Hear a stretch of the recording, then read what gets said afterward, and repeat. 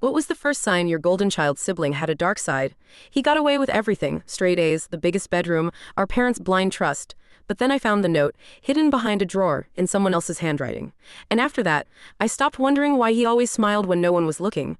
We grew up in a mid-sized town in Pennsylvania, the kind of place where everyone knows your last name before they know your first.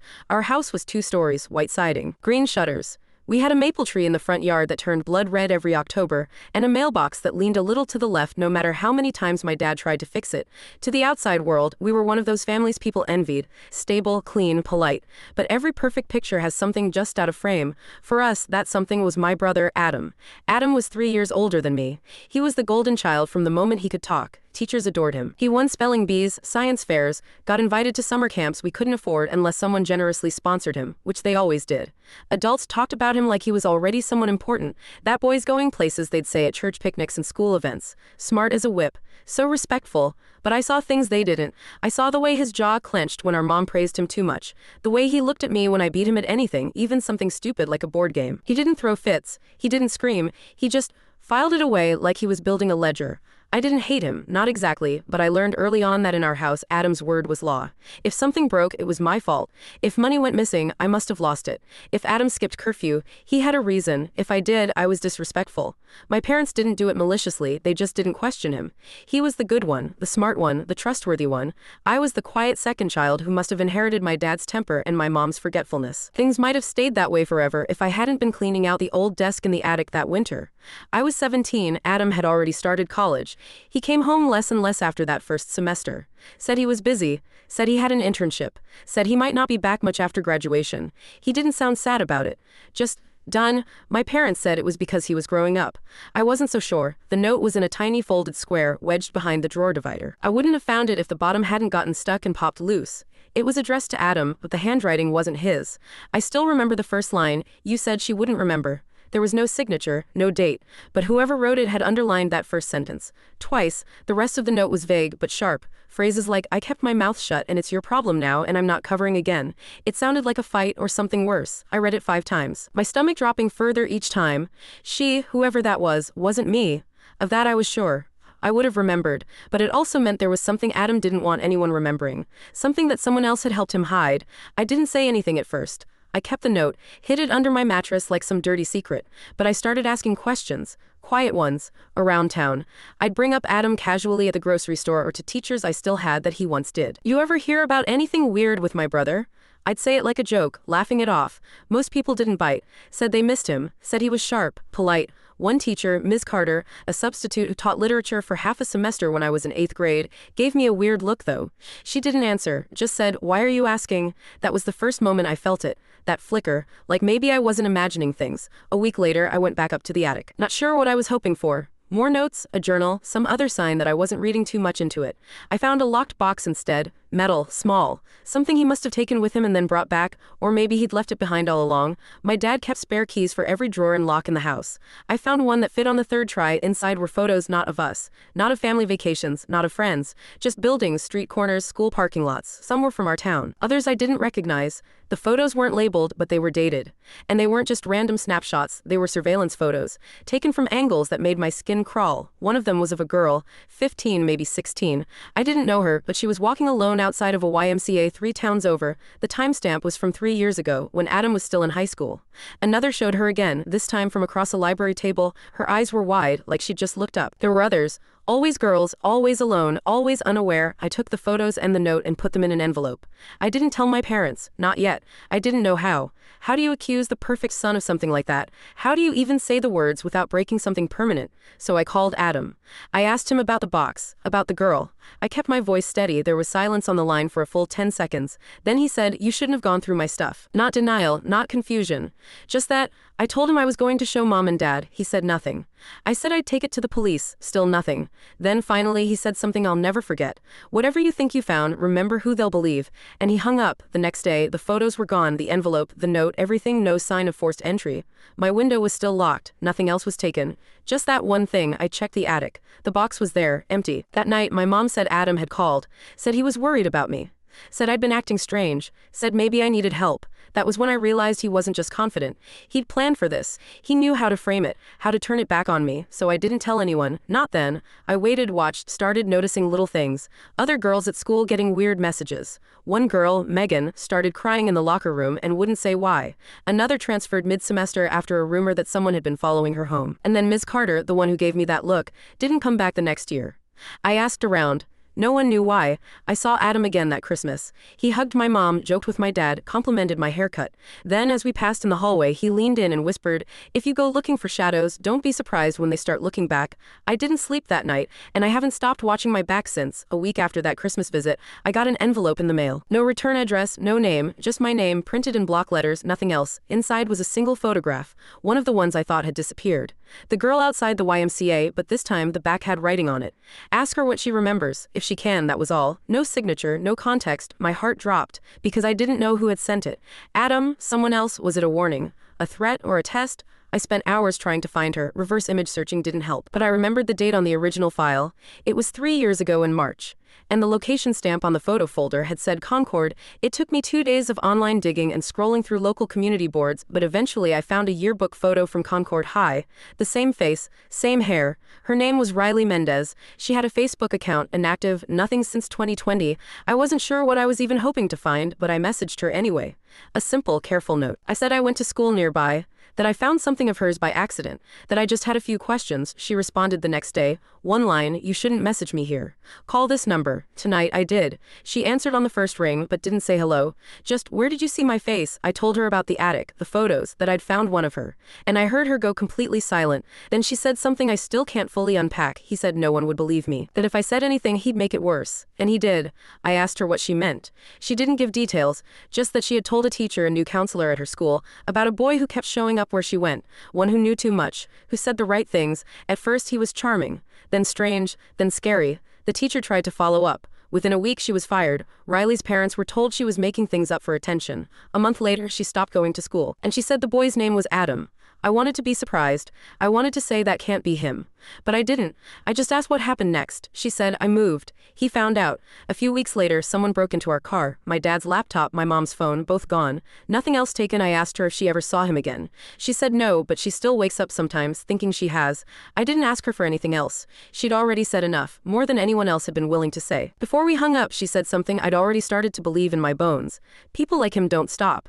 They just get better at hiding. After that, I started keeping a folder. Real paper, locked, no cloud backups, no digital trail, just physical records, printed messages, photos, maps, anything I could connect. I built it like a case file because the police wouldn't, because no one would. I even tried, once, to report it.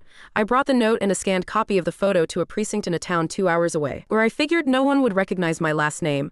I told them someone I knew had a history of following girls, had kept surveillance photos, had threatened me. The officer took one look at the printout, asked if it was my brother, then said, he hasn't been accused of anything. This is a lot of speculation. I left the station with the envelope still in my hand. Adam had been right. They'd believe him. Then one day, I noticed my bedroom window was unlocked. I always locked it, always. Nothing was missing. Nothing moved. But the latch had been slid halfway, like someone had opened it just enough to say I was here. My parents didn't notice anything. They still saw Adam as someone worth waiting for, someone who'd just gotten too busy with success, and I couldn't bear to tell them the truth. Not just yet.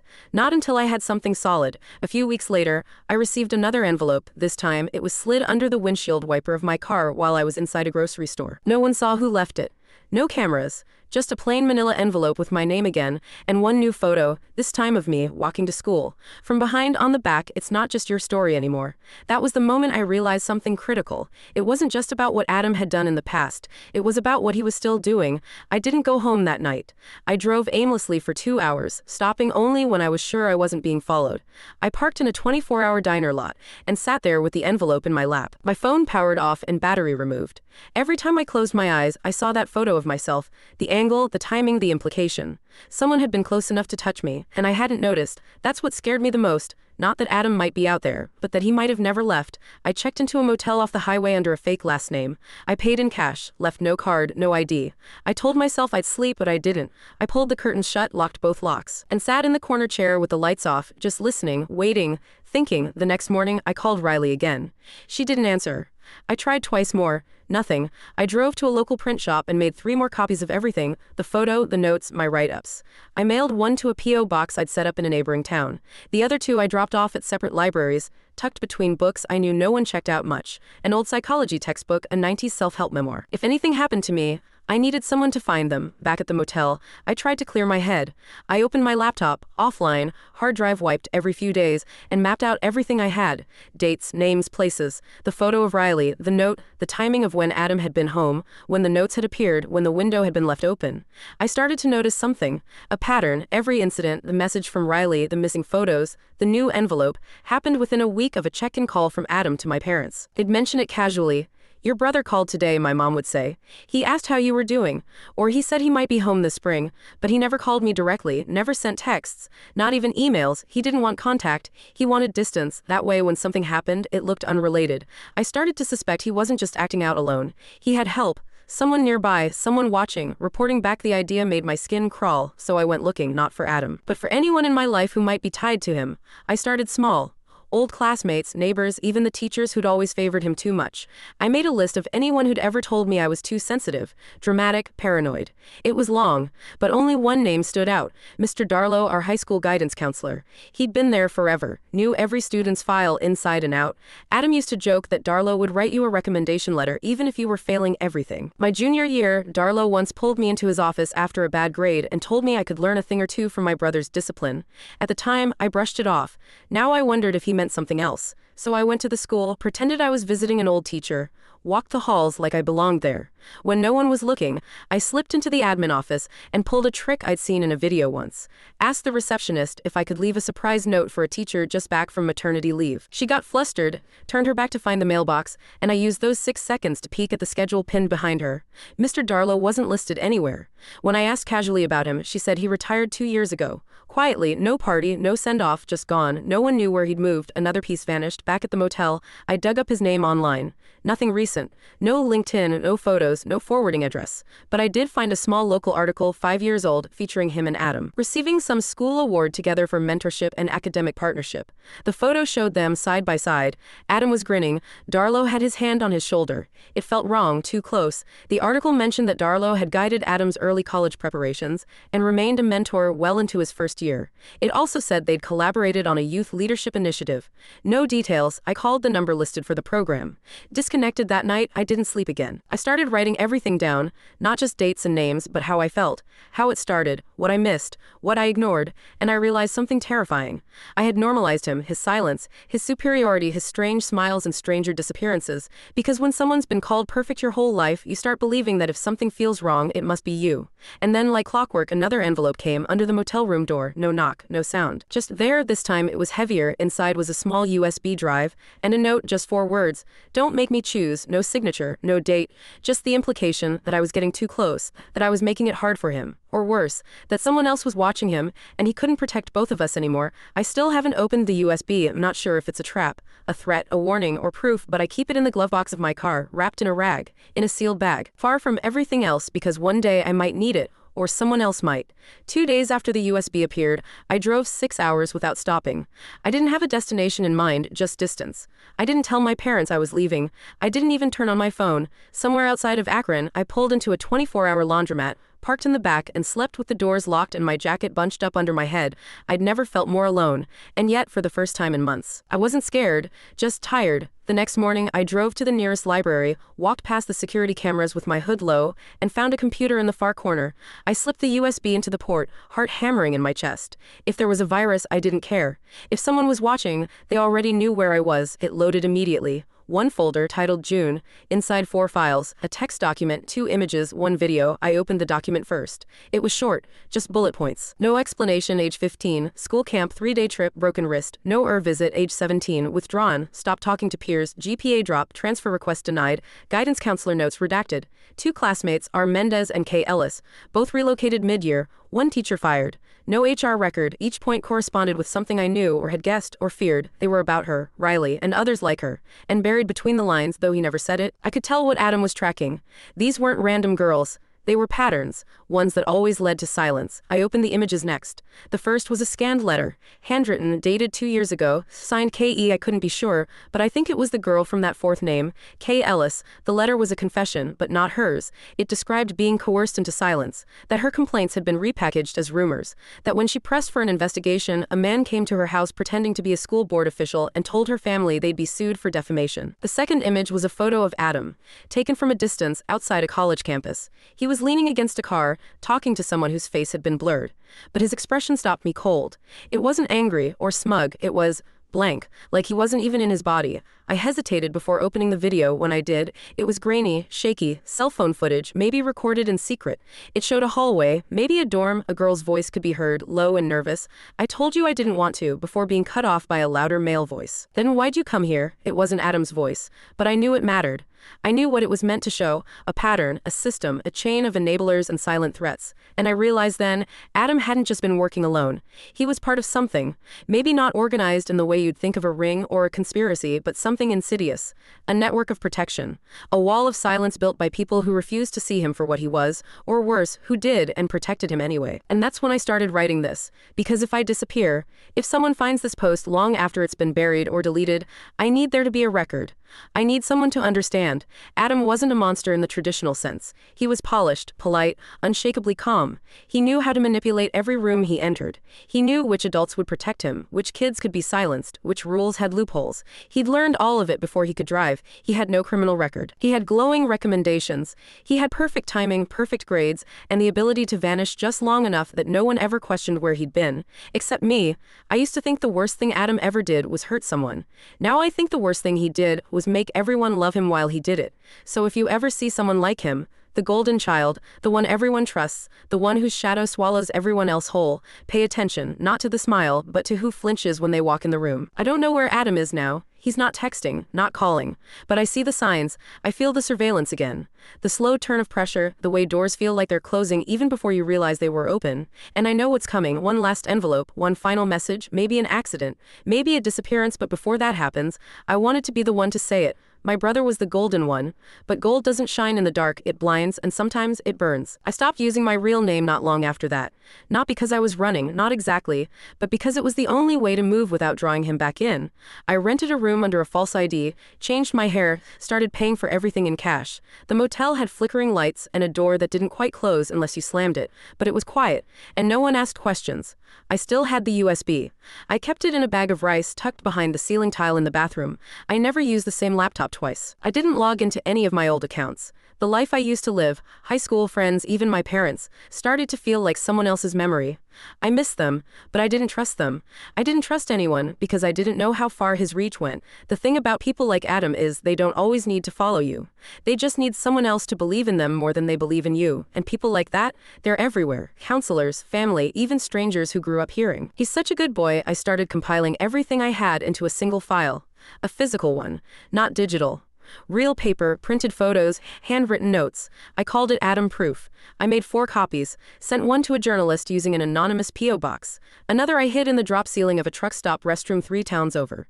The third I buried in a waterproof container behind an abandoned church near the county line. The fourth I kept on me, always. Every few days I got another message. Not from him directly. Not in his voice but in his style, a receipt from a coffee shop in a city I'd just left, a voicemail with static and 2 seconds of silence, a postcard from our hometown, blank, except for a date. I started sleeping with a hammer next to the bed. Not a knife, not a gun, a hammer, heavy, solid, real. I thought about what I'd do if he ever showed up. What I'd say, whether I'd hesitate, but he didn't show, instead, someone else did. A woman, mid-30s, unmarked clothes. Quiet voice. She knocked once at my motel door and waited. When I opened it, she didn't introduce herself, didn't smile, just said, "I'm not here to hurt you. He's been on our radar for a while." I didn't answer. She said, "We saw your file, the one you mailed." I said, "You're with the press?" She shook her head. "No, but we read the same things." I asked her what she wanted. She said, "To make sure he doesn't hurt anyone else." Then she handed me another envelope, sealed, no label. "Open it when you're ready." She turned and walked away. I didn't chase her, didn't ask her name. Inside the envelope was a photograph of Adam, sitting alone on a bench in a city I didn't recognize. He looked older, tired, but still him. Under the photo was a handwritten note. "He's not protected anymore." I didn't know what that meant, still don't, but I haven't seen him since. No new messages, no envelopes, no threats, and maybe that's the scariest part, because when someone like Adam goes quiet, it's never for long. I still sleep with the hammer by my bed. I still check every room twice when I enter. And I still carry the last copy of the file, the one with everything, just in case, because someone needs to remember, someone needs to believe, and if no one else will, then I'll be the one who never forgets what he really was, the perfect son, the charming student, the one they all adored, and the reason I'll never stop looking over my shoulder again. It's been almost a year now. I live 3 states away, under a different name, renting a basement studio behind a florist shop owned by a woman who only speaks to me in half sentences and never asks why I pay cash. I work night shifts at a diner just off the interstate. People pass through, never stay long, never look twice. It's the safest I've felt in a long time, but I'm not safe. I know that because safety isn't a place anymore. It's a feeling I no longer trust. Not since the day I found that first note. Not since I learned that being the good sibling doesn't mean being a good person. And lately, things have started to shift again. It started with the flowers. One morning, just after sunrise, I found a bouquet left on the concrete step outside my apartment door. Tied with a ribbon, no card. They weren't store-bought. Wildflowers, local, freshly picked. I asked the woman upstairs if anyone had come by. She said no. A week later, it happened again. Different flowers, same ribbon. Still no note. Then, 2 days after the second bouquet, I came home from work to find my door unlocked. Nothing taken, nothing touched, just a single envelope sitting on my pillow. Inside was a page torn from a children's book. The Velveteen Rabbit. One sentence highlighted, "Once you are real, you can't become unreal again." It lasts for always. It was the book my mom used to read to us when we were kids, the one Adam always pretended to hate but never left the room for. The message was clear. He knew where I was, and he wanted me to know he hadn't forgotten. I packed my bag that night, took the file, took the hammer, left the rest. I didn't run, not this time. I waited. I booked a motel 1 town over, watched the apartment from the back of a borrowed van. For 3 days, nothing happened. Then, on the 4th night, just after midnight, I saw a figure approach the door, tall, careful, moved like him. But it wasn't him, it was someone else, a man I didn't recognize. Late 30s, heavy jacket. He bent down, left something by the door, and walked away without looking back. When he was gone, I crept up to the step. Another envelope, this one wasn't sealed. Inside, a printed photo, blurry, taken through glass. It was me at the diner, serving coffee, laughing on the back, written in pen. "He's not gone. He's waiting." I stayed in the van for the rest of the night, thinking about how this ends, about whether it does. The truth is, I don't know if Adam will come back. I don't know if he's still working alone, if he ever was. What I do know is this: when people like him get quiet, it means they're building something, planning, rewriting the story so they can come back clean. So I'm rewriting mine first, not with fiction, but with truth. The kind people don't like to hear. The kind they call paranoia because it's easier than admitting they missed something. That their golden child wasn't golden. That he was polished, weaponized, carefully constructed to never get caught. And I was just collateral. The forgettable sibling, the quiet one, the one who saw too much. So I'm leaving this here. This story, this record, this warning. Because if I disappear, if another envelope shows up somewhere with a name scribbled in the corner, if someone finds the file I left in the library archives, or the one buried behind the old church fence, then I want you to know, I tried to tell the truth before he erased it. I tried to leave a trail someone else could follow, because the first sign he had a dark side wasn't the note, it wasn't the pictures. It wasn't even the way he looked at me that Christmas when I told him I knew. It was how easy it was for him to smile while he did it all. Like it didn't cost him a thing, like hurting people was just part of the performance, and the scariest part. He was so good at it. I almost believed he was perfect, too. I haven't stayed in one place for more than 3 weeks since that last note. I cycle through bus stations, roadside motels, and borrowed rooms above diners and pawn shops. Sometimes I sleep in my car, sometimes I don't sleep at all. I keep my phone in airplane mode, use burner numbers for short windows of time, and only check my email from libraries 2 towns away. Paranoid, maybe, but paranoia has kept me alive, because every time I think I've finally outrun him, something shows up. A receipt tucked inside a library book, my name written on it in block letters. A voicemail from an untraceable number, 5 seconds of silence, then a breath I swear I recognize. Once I found a paperclip on the windshield of my car. That was it. Just a paperclip. The kind he used to flick at me when we were kids, just to see how long it would take for me to break. The worst part, I still don't know if it's him, or someone working for him, or someone inspired by him. Because predators like Adam don't just act alone, they teach others. They build a legacy of silence, of fear, of reputation so bulletproof that no one even thinks to question it, until it's too late. And people like me, we get written off. Emotional, vindictive. She always had issues. It's the perfect shield. And he wears it well. 2 months ago, I got an anonymous tip through the encrypted inbox I set up. The message was simple. If you want to understand what he's really doing, look at what happens around him. Not to him. It was unsigned. Timestamped 3:14 a.m. sent from a masked IP that led nowhere. But it stuck with me. So I started watching the people around Adam, or what little I could piece together. I traced old classmates, former teachers, employers. 3 had recent disciplinary actions. 1 was under investigation for misconduct. Another, a teacher I remembered from a distance, had quietly resigned after a student reported boundary issues. No one linked it to Adam. not officially, but they were all connected, all part of his network, either directly or by proximity. And then there was the girl from college, Elise. She dated Adam for a semester, maybe two, never said much. She transferred schools the following year, midterm, with no explanation. I tracked her down through an alumni message board, sent her a message under a fake name, asked if she'd ever felt unsafe. She didn't reply, but 2 days later, a new message appeared in my inbox. He recorded me. I didn't know until after. He said no one would believe me. I burned everything. I still don't feel safe. It ended there. No name, no follow-up, just like Riley, just like K.E., just like Miss Carter. Every story connected by silence. Every victim forced to carry the weight of proving something no one wanted to believe. Because when you wear the right mask, people don't question what's underneath. And Adam wore his like it was made for him. A month ago, I found something new. Buried deep in a digital archive from a college Adam never admitted he applied to. A student newspaper article 3 years old. Small story. Back page. Titled Unexplained Dropouts Linked to Anonymous Complaints. No names. No accusations, just numbers. 6 students, 4 women, 2 faculty members, all left within the same 2 semesters. No investigation followed, no pattern officially acknowledged, but I recognized one of the names buried in the citations. Elise's roommate, and right below it, an anonymous donor listed as funding the school's new ethics program. The name of the foundation, AH Development Trust. I stared at the screen for nearly an hour. He wasn't just hiding, he was laundering. Rebuilding, changing his image from golden boy to generous benefactor. And people were letting him, applauding him. I knew then that exposing him wouldn't be enough, because people like Adam don't fall from grace. They drift quietly into bigger shadows. So I started documenting everything.